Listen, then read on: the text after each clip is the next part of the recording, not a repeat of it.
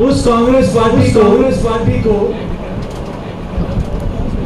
इस विधानसभा चुनाव में हराकर 2023 में कमल खिलाने को लेकर संकल्प ने भारतीय जनता पार्टी के सदस्यता ग्रहण करने में रामदेव सिंह जो IAS अधिकारी है, एक बार उनका भी जोरदार ताली बजाएं।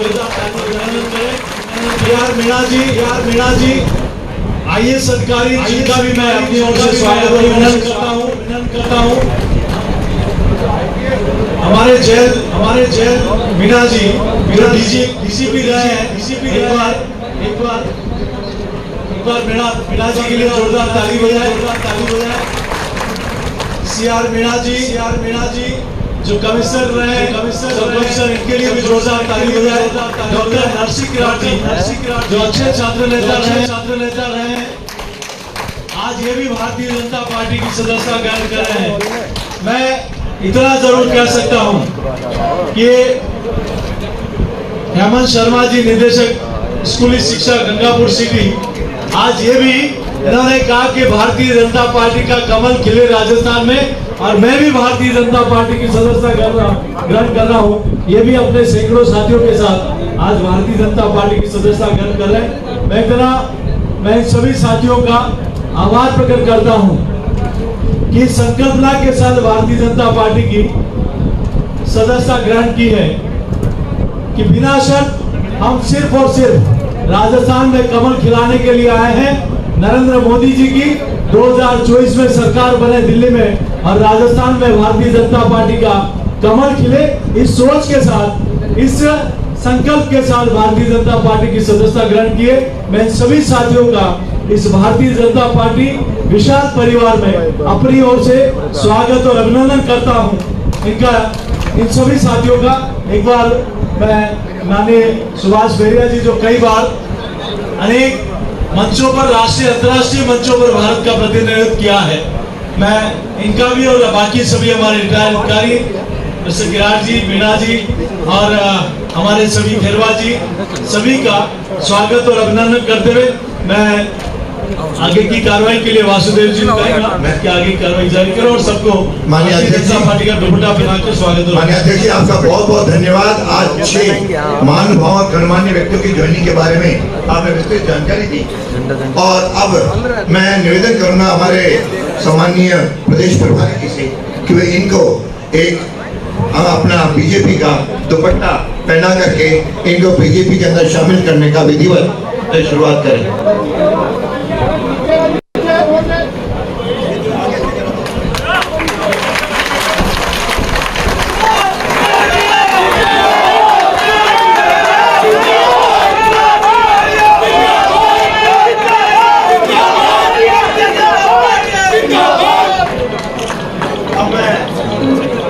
अपने डॉक्टर रामदेव सिंह से निवेदन करूंगा कि वे आगे बढ़ाएं और हमारे प्रदेश प्रभारी के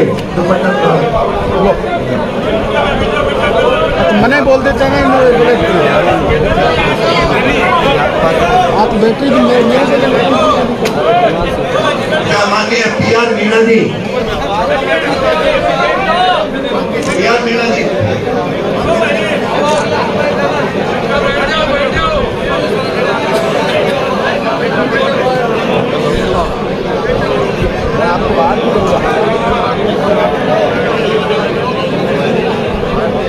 CR मीणा जी, GL मीणा जी,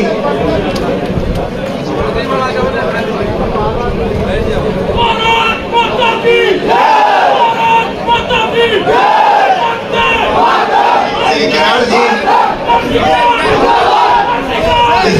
हेमंत जी,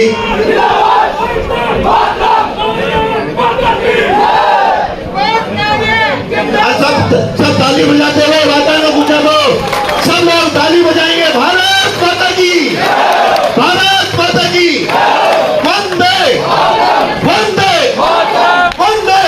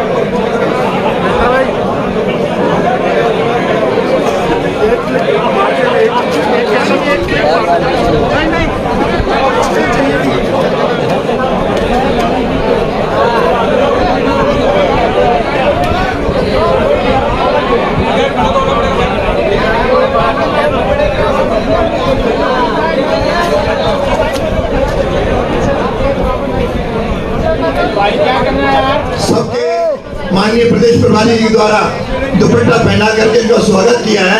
बहुत बहुत धन्यवाद। आप सबका बीजेपी के अंदर स्वागत है। और माननीय अरुण सिंह जी से निवेदन करूंगा कि अपने आशीर्वचन से हम सबका भी मार्गदर्शन करें और हम सबको प्रेरणा दें ताकि सब लोग मिलकर के भारतीय जनता पार्टी का परचम हम आगामी चुनाव में फहराएं। मैं माननीय अरुण सिंह जी से निवेदन करूंगा कि वे पधारें और अपना उद्बोधन प्रारंभ करें। यहीं से करता ना। भारतीय जनता पार्टी जो देशी में विश्व की सबसे बड़ी पार्टी है, देश के सबसे लोकप्रिय नेतृत्व, देश के सबसे लोकप्रिय नेतृत्व माननीय प्रधानमंत्री जी के नेतृत्व में गरीब, किसान, इन सबका कल्याण हो रहा है। और लगातार चाहे गरीब हो, चाहे शोषित हो, चाहे वंचित हो, प्रधानमंत्री मोदी जी को अपने मसीहा के रूप में देख रहा है।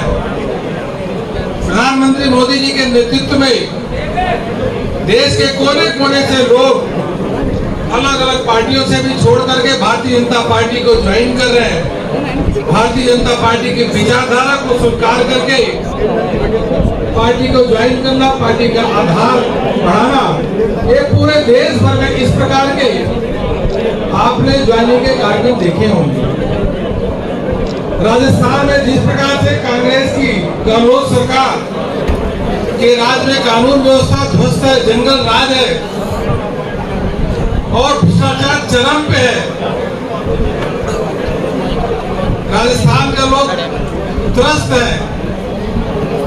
कांग्रेस से छोड़ करके प्रमुख नेता लोग आज भारतीय जनता पार्टी को ज्वाइन कर रहे हैं, सदस्यता ग्रहण कर रहे हैं और सबका मन एक ही संकल्प है कि राजस्थान में भारतीय जनता पार्टी की प्रचंड बहुमत के साथ सरकार बननी चाहिए। आज बहुत बड़े वरिष्ठ नेता, कई बार सांसद रहे और जिनकी राजस्थान में बहुत अधिक लोकप्रियता है, ऐसे सुभाष महरिया जी आज कांग्रेस छोड़ करके प्रधानमंत्री मोदी जी के नेतृत्व में भारतीय जनता पार्टी की विचारधारा को स्वीकारते हुए आज पार्टी ज्वाइन कर रहे हैं। हम आपका बहुत अभिनंदन करते हैं। आप अवश्य रूप से सुभाष महरिया जी को आज भारतीय जनता पार्टी के ज्वाइन करने के साथ पार्टी को बहुत बड़ा इसे लाभ मिलेगा, संगठन का और अधिक विस्तार होगा और कांग्रेस की उल्टी गिनती शुरू हो गई है। ऐसी कांग्रेस पार्टी राजस्थान में जहां एक दूसरे के खिलाफ लड़ रहे हैं, मंत्री मुख्यमंत्री से, विधायक मुख्यमंत्री से, चारों ओर घमासान हो रहा है और उस घमासान के कारण जनता त्रस्त है। हम पुनः आपका अभिनंदन करते हैं। मीना साहब ज्वाइन किए, उन सब का अभिनंदन करते हैं। जो भी सदस्य आज भारतीय जनता पार्टी ज्वाइन किए हैं, इस बड़ी पार्टी में मैं राष्ट्रीय महामंत्री के नाते आप सभी का अभिनंदन करता हूं। अवश्य रूप से आप सबको भारतीय जनता पार्टी ज्वाइन करने से, और सभी ने बिना शर्त ज्वाइन किया है, आप सबके ज्वाइन करने से पार्टी बहुत अधिक मजबूत होगी और राजस्थान में हम 2023 में सरकार बनाएंगे और उसी के साथ 2024 में सभी की सभी लोकसभा सीट भारतीय जनता पार्टी जीतेगी। मैं निवेदन करूंगा सुभाष महरिया जी से कि जरूर इस शब्द पे, इस अवसर पे बोलें।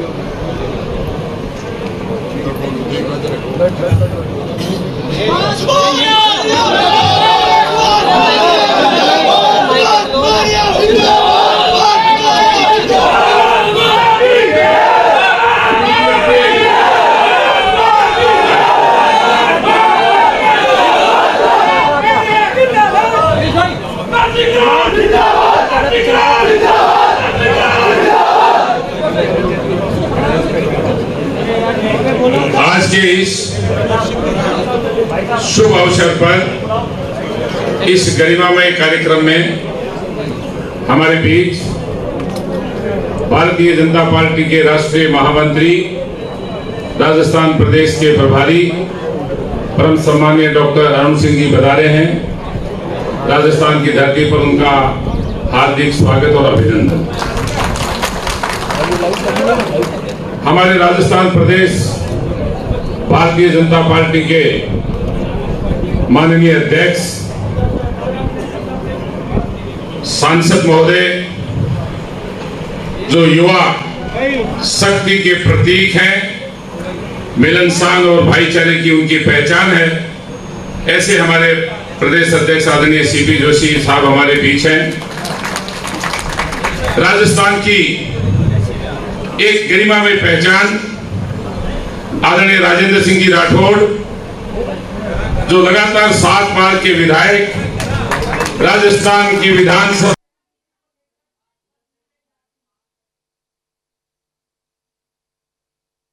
साल और इस साल में पूर्व सांसद सुभाष महरिया की घर वापसी कहीं ना कहीं बीजेपी की खुशी का कारण, और इस पूरे दिन को आज बीजेपी उत्सव की तरह मना रही है। ये तस्वीरें देख सकते हैं आप, जहां पर सुभाष महरिया के साथ कई प्रशासनिक रिटायर्ड अधिकारियों ने आज बीजेपी को ज्वाइन किया है। PR Meena, GL Meena, CR Meena और नौजवान नरसी का आज भारतीय जनता पार्टी का दामन पकड़ना, कांग्रेस को लात मारना, ये कांग्रेस के बिखराव का एक संकेत है। उस समय जब कांग्रेस 5 सितारा होटल में अपने विधायकों को संगीनों का पहरों में रख रही थी, तब कांग्रेस के विधायक मन मसोच कर रह गए थे। पर अब इस डूबते हुए जहाज से समझदार लोगों ने किनारा करना प्रारंभ कर लिया है, और मैं समझता हूं कि कुछ कांग्रेसमैन अगर जनसंघर्ष यात्रा के माध्यम से इस सरकार को ललकार रहे हैं। इस कांग्रेस का विघटन का सूत्र आज इस ज्वाइनिंग के साथ बो दिया गया है, और आने वाले समय में जिस तरह पहले लिखा करते थे, टीबी का रोगी बताओ 10,000 रुपए इनाम पाओ, कांग्रेस का विधायक बताओ और 1 लाख रुपए इनाम पाओ, इस प्रकार की स्थिति बन जाएगी। और इस सब में हम सहयोगी रहेंगे। मैं आपसे इतना निवेदन करना चाहता हूं, जिन आपके नेताओं ने आज भारतीय जनता पार्टी की पंच निष्ठाओं के साथ अपने आप को जोड़ा है, नरेंद्र मोदी जी की गरीब कल्याण योजनाओं के कांड से जो आज कांग्रेस के उस भ्रष्टाचार के तांडव से विमुख होकर आए हैं, सांप्रदायिकता की भट्टी में चलते हुए राजस्थान को देखकर कुपित होकर आए हैं, और आप सब लोग साक्षी बने हैं। अभी आप इस बैठक के बाद में गांव-गांव में जाएंगे। गांव-गांव में अनेकों लोग ऐसे हैं जो पिछली बार किसान कर्जे की माफी के नाम पर, बेरोजगारी भत्ते के नाम पर और लोक लुभावनी बातों के नाम पर कांग्रेस के से गुमराह हो गए थे। वो सब लोग भारतीय जनता पार्टी में आना चाहते हैं। मैं तो हमारे प्रभारी जी को कहूंगा, प्रभारी जी गांव में अगर खड़े होकर चौपाल पर हम कहेंगे, आओ बताओ इस कांग्रेस के कौन लात मारकर बीजेपी में आ रहा है, तो लाइन लग जाएगी। हमें ये ज्वाइनिंग का काम को विकेंद्रीकृत करना पड़ेगा, इतने लोग हमारे साथ जुड़ना चाहते हैं। मैं इस मौके पर लंबी बात नहीं कहते हुए, ये बदलाव की राजनीति है राजस्थान के अंदर, और इस बदलाव की राजनीति में हमें कांग्रेस के मंत्रियों के उस वक्तव्य को, जो उन्होंने फॉर्चूनर जीते लोगों को जीतने के लिए कहा, अब उसको और छोटा करके टिपाही वाहन में जितने आ सकते हैं उतने ही कांग्रेस के लोग जीते, इस संकल्प के साथ जाएं। उन्हें मैं सुभाष जी आपका अभिनंदन, रामदेव जी, PR मीणा साहब, GL मीणा साहब, CR साहब और नरसिंह जी, आपका इस परिवार में अभिनंदन। हम सब लोग सही काम करेंगे, खंदक की लड़ाई लड़ेंगे, पदों की लड़ाई लड़ने के मकसद के साथ। आप कोई नहीं आए, मुझे प्रसन्नता इस बात की है, सब लोगों ने ऐलान किया कि अरुण सिंह जी एक साधारण कार्यकर्ता की जिम्मेवारी दे देना।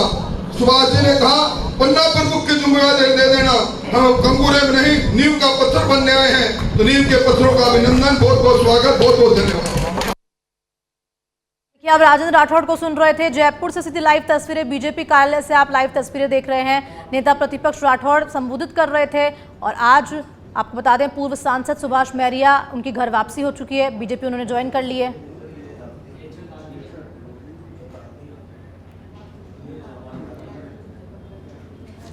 और इसी खबर पर अधिक जानकारी के लिए हमारे साथ लाइव जुड़ चुके हैं हमारे एसोसिएट एडिटर मनीष गोधा हमारे साथ। मनीष जी, देखिए किस तरह से इस पूरी जो घर वापसी हुई है, इसको किस तरह से देख रहे हैं, क्योंकि चुनाव भी देखिए नजदीक है और घर वापसी एक बड़ा मैसेज जाता है और बीजेपी में फिलहाल खुशी की लहर।